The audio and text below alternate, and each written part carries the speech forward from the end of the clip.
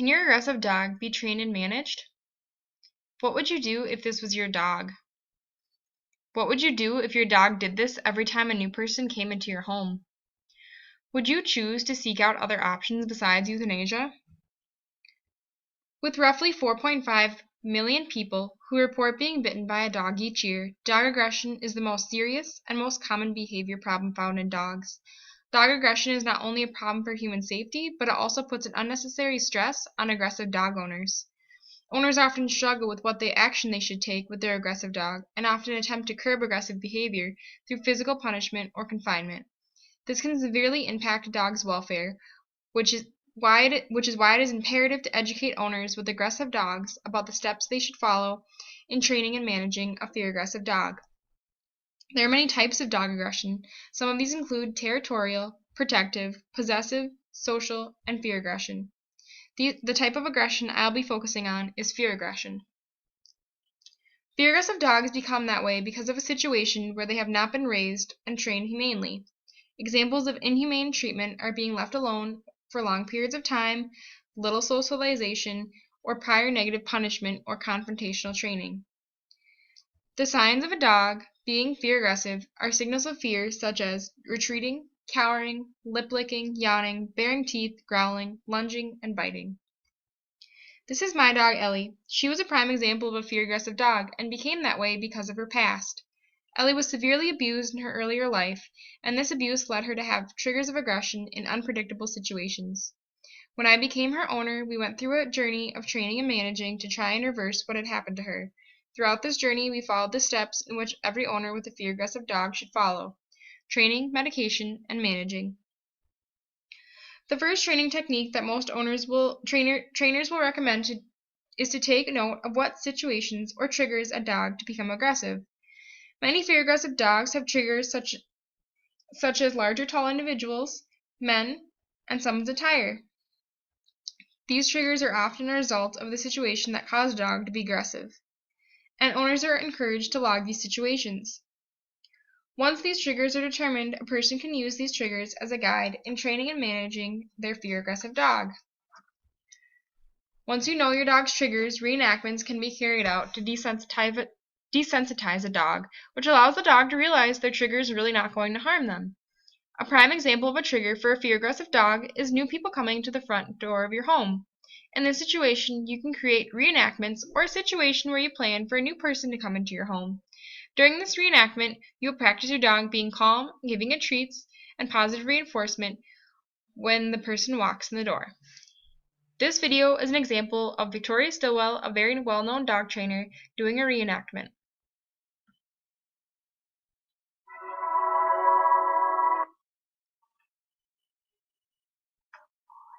Stay.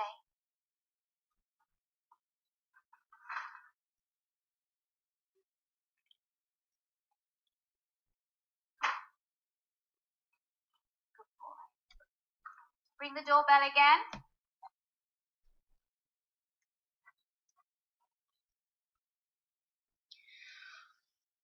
Often fear-aggressive dogs have a hard time focusing in their trigger situation, such as a person coming in through the door. For this reason, an owner needs to train their dog to focus on them.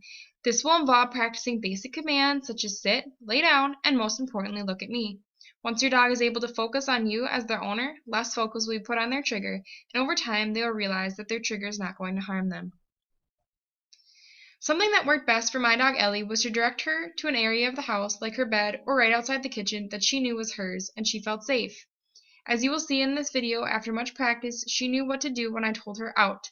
This is what we did when a new person would come into the house, and as she sat in her designated area, I would positively reinforce with treats and praise. Doing reenactments many times will help to teach your fear-aggressive dog that their trigger is not going to harm them, and this will help them become less and less aggressive towards these triggers.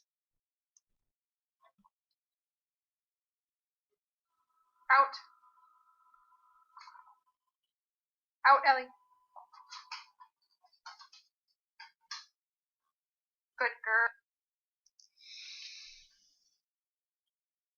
Now it is possible that training will not be enough for your fear-aggressive dog because of the severity of their condition. In these cases, there is another option that is available: One of these options is medication.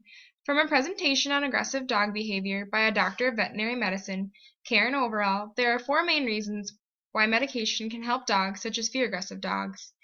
The reasons are they cannot read the signals that others are giving them, they cannot use or process the information they get from these signals, they cannot make decisions based on the information they get, and they cannot communicate their decision in a way that is helpful.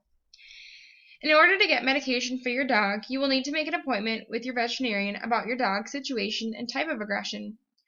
During this appointment, they can prescribe a medication that will help your dog with anxiety related to their triggers. For my dog, Ellie, this medication was called fluoxetine. This is an antidepressant that is used to treat behavioral disorders including obsessive-compulsive behavior, aggression, and inappropriate urination or defecation. To simplify, this medication helped Ellie be able to relax and focus to a certain extent during training sessions, which allowed her to get more out of her reenactments with her triggers. It is even possible after training and medication your dog still displays aggressive tendencies. In this situation, the last option is to manage. The main way to manage an aggressive dog is to always have a muzzle on your dog and keep him or her away from situations where they will encounter their triggers. For example, when going on walks, only walk in an area you know there are not a lot of people or dogs. The muzzle will be there just in case a trigger isn't encountered and your dog becomes aggressive. I found myself at this stage with my dog Ellie. Even after all the training and medication, Ellie was still severely aggressive towards her triggers. On top of that, her triggers were often unpredictable, so I was unable to know when she was going to lash out. Although she was the perfect dog with my boyfriend and me, she was aggressive in many other situations. This is where, as an owner, I had to make the unfortunate decision to euthanize Ellie. Although this option should be the last resort, it may be the most humane decision for your dog.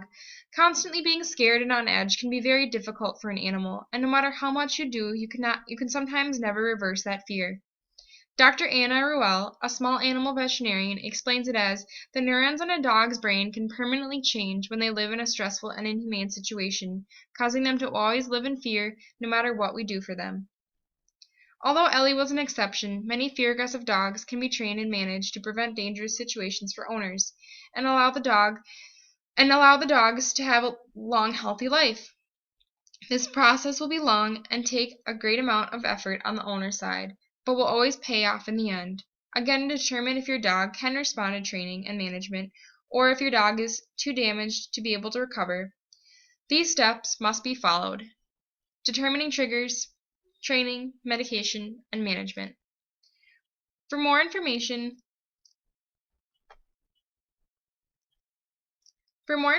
and help, I encourage all owners with fear-aggressive dogs to seek help through their veterinarian and dog trainer.